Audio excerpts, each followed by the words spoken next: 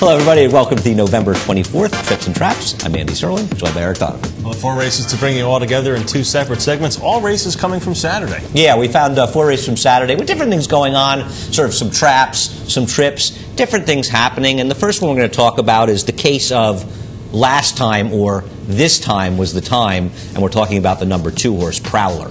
Yeah, Prowler breaks from the 2 post here and has Jorge Chavez aboard, and this is a second-time starter for Alan Jerkins, dropping out of a state-bred maiden special weight. So, you know, second time out, first time for a maiden claiming race. This is usually the time you want to bet these horses. Yeah, I can't believe this horse was 9-1, and I like this horse, and I bet this horse. The problem is, after this performance, and Prowler should have won this race. There was a bad favorite in the race, and the favorite won. A horse that paid $470, horse that's sitting out here right now. He ends up winning the race.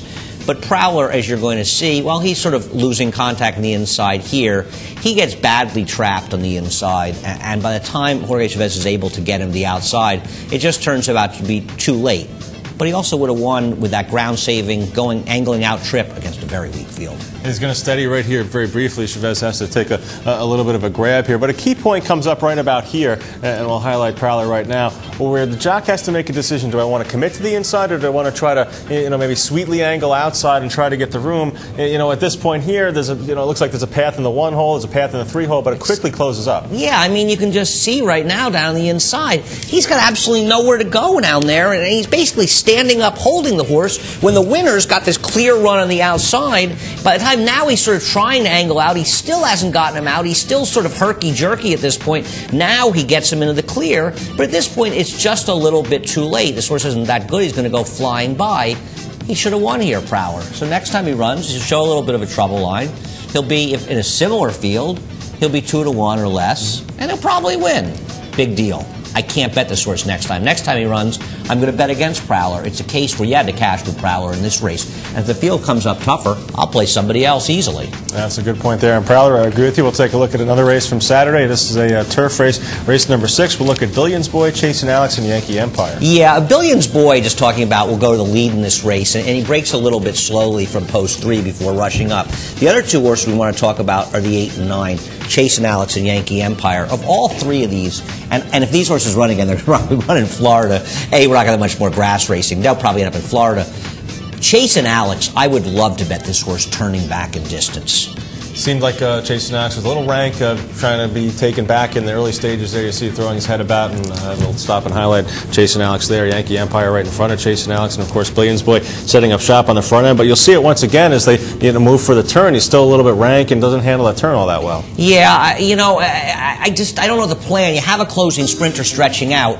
You're going to have to give the horse his head a little bit at the start and try to settle him towards the front end. It doesn't work trying to take him back. He wasn't comfortable with the turns. He blows both turns, as you'll see in this race, and still runs a remarkable 4th. Billions Boy, just a second on him up on the front end.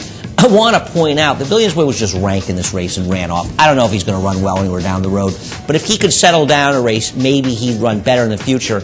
Yankee Empire, the 9 horse back here, he'll be a horse that gets in a little bit of trouble in the stretch. I don't know how much horse he had, though.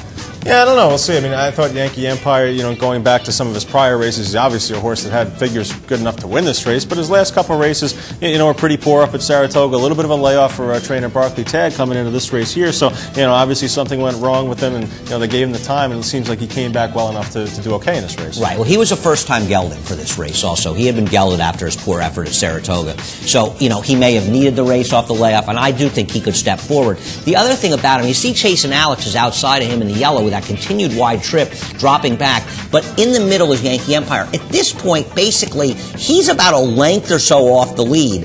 As he gets trapped in this box that he's in here, by the time he's able to sort of separate him, because you see he sort of goes in there, he's just off, and even there he can't get room, you can see him. Now he finds himself 3 or 4 lengths behind the leaders. He's just lost a ton of positioning there. Chasing Alex, somehow miraculously, is still running even though he's blowing the turns and probably going farther than he wants to go.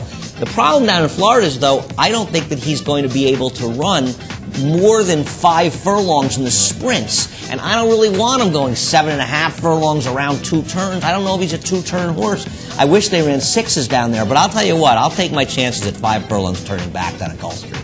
Yeah, I don't know. Maybe is there any chance they'll leave him up here on the dirt?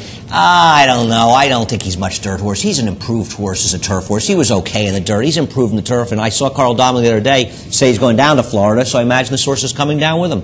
Yeah, well, we'll see what Carl has in store for Chase and Alex down in Florida. Keep in mind our viewer email address is tripsandtraps@NYRAinc.com. We'd love to hear your comments and thoughts. Yes.